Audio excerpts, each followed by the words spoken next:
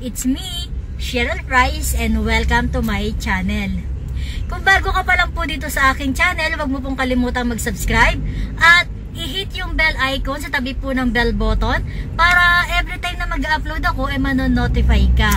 So ayun guys, for today's vlog, pag-uusapan po natin kung paano mag-apply ng insurance or mag-claim ng insurance sa panahon ng quarantine at kung gaano po ba katagal yung processing. Actually guys, late intro to dahil na-vlog ko na kahapon yung mga dapat kong ipaliwanag.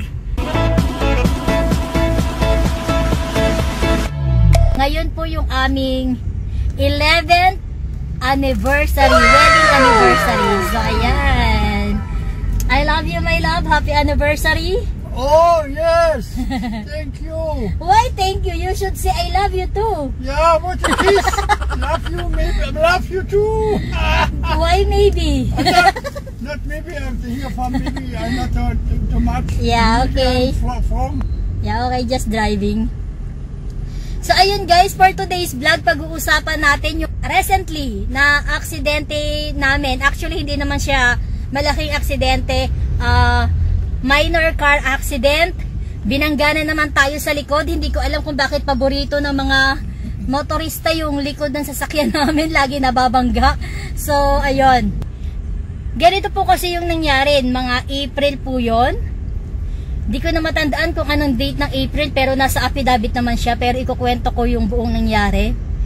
Meron na uunang sasakyan sa amin. And then kami yung sumunod.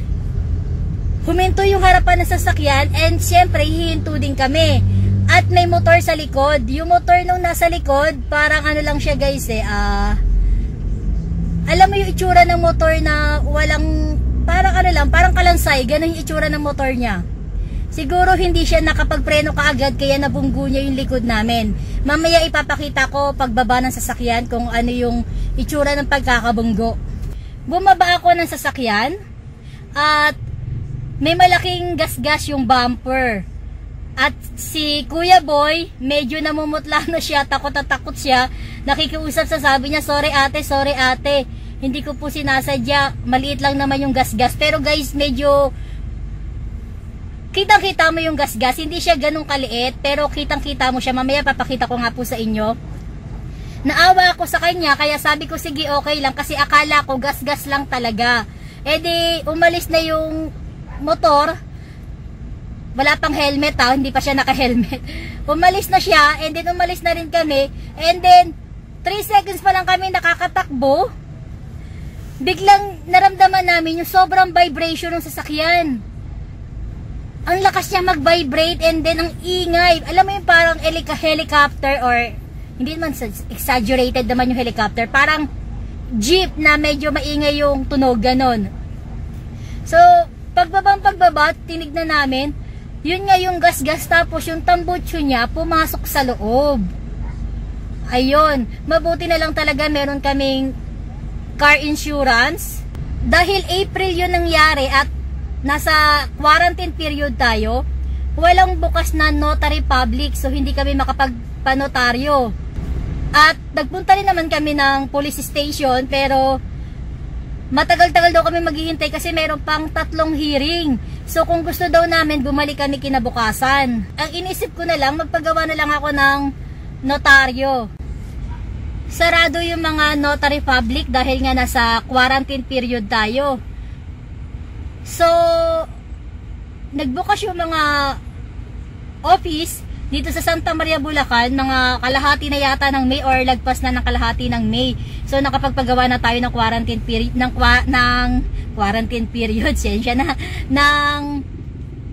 affidavit.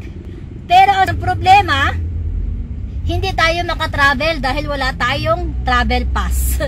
So June na tayo nakapunta ng Casa. At doon sa Casa nag-apply tayo. Babanggitin ko po yung mga requirements para po sa pag-apply ng insurance. So, yung mga requirements po, yung affidavit, siyempre kailangan po yun. Copy ng insurance policy, copy ng ORCR ng sasakyan, at siyempre, yung copy ng driver license nung nagda-drive nung araw na na-aksidente. So ayun, nagtali muna ako ng buhok dahil medyo buhaghag na siya. Tuyo na siya kaya pwede na siya itali. Ayun nga, kapag nakapagpasa ka na ng requirements, pipicturean ng estimator yung damage ng sasakyan and then maghihintay ka na lang ng approval ng insurance. Sa kaso ko, 2 days pa lang may natanggap na akong approval. Nag-text sila sa akin and then tinawagan din ako ni Sir Bernard Cruz. Shout out sa iyo, sir. Siya po yung ating estimator. Thank you rin po sa iyo. Sabi niya, kailangan ko daw po muna magbayad ng participation fee. So guys, yung participation fee po ay 3,000. So kailangan ko muna siyang isettle para ma-reserve yung parts na kailangan natin.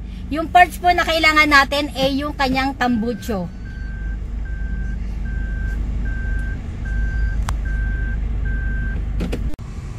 So ayan, nagpa-park tayo. Ayan guys, bumaba na tayo. Nandito tayo sa Walter Mart. Ayan.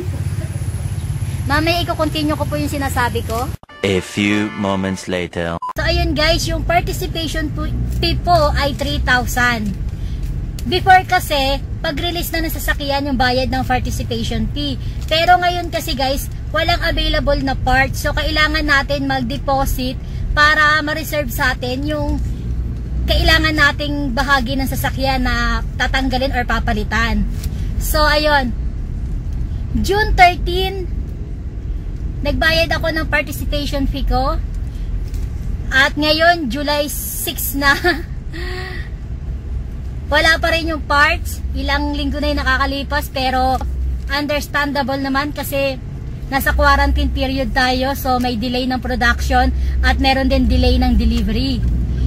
So ayun guys, naghihintay na lang ako ng tawag kung kailan darating yung parts and then dadali na natin yung ating sasakyan doon. And then i-update ko kayo once na naayos na yung sasakyan natin. Hoffentlich fliegt auf der Fresse. Blöde Sau. Yeah, may nag-overtake na motor. Nakasignal na ngayon, nag-overtake pa. Pauwi na tayo. Yan. Malapit na tayo sa aming bahay. At gutom na ako. So guys, ito yung yung tama ng motor. Sabi niya, konti lang naman ate. Kaya pumayag na ako, hinayaan ko na siya. Yung pala, tinamaan niya talaga yung tambucho. Kung mapapansin niyo, ito yung diba? O yan, pumasok sa loob yung tambucho. Pasok talaga siya sa loob. Tapos medyo, hindi ko alam kung normal ba to. Yung parang naka-arko na yan. Hanggang dito pala yung gas-gas niya sa ilalim. Hindi ko napansin. Kaya pala pumasok yan dun. Ito yung papalitan ng malamang pipinturahan lang to ng kasa. Pero yung muffler o yung tambucho, papalitan po yan. So ayan guys, kaka-uwi lang natin. So ito yung ating binili. Ayan, meron tayong tiramisu cake galing ng Red Ribbon. Tapos, lasagna chicken lang yan, combo. At Greenwich all-in pizza. Bahala na si Batman dyan. At meron din tayong spaghetti. So, ayan lang. The next day. So, ayun guys, dadali natin today itong ating sasakyan sa kasa. Iiwanan natin siya doon. Pero bago natin siya iwan, sisiguraduhin ko muna na meron kami masasakyan na jeep pa uwi. So, pupunta muna tayo ng SM Marilao. Ayan, inuubo yung aking asawa. Pupunta muna tayo ng SM Marilao para tignan kung may jeep tayo masasakyan pa uwi ng Santa Maria. So, ayun guys. And then, i-update ko kayo once na natapos na itong ating sasakyan. Cheryl phrase. I hope you have a very nice birthday ahead, Sissy. I hope you enjoy lots of time with your family and to your hubby and to your kids. Wish you nothing but the best. Hopefully things are getting better where you're at. Have a wonderful celebration, Sissy, and happy birthday again.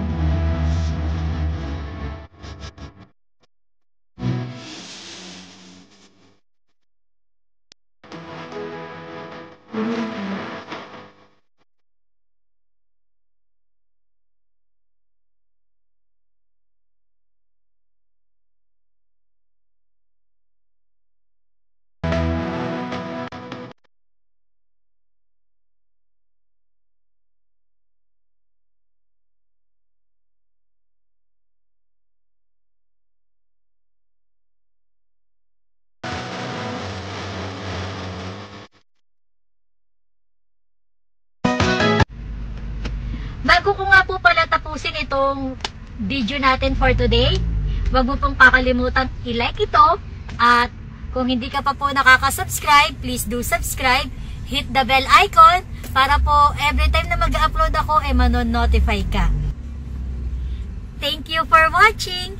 Ciao!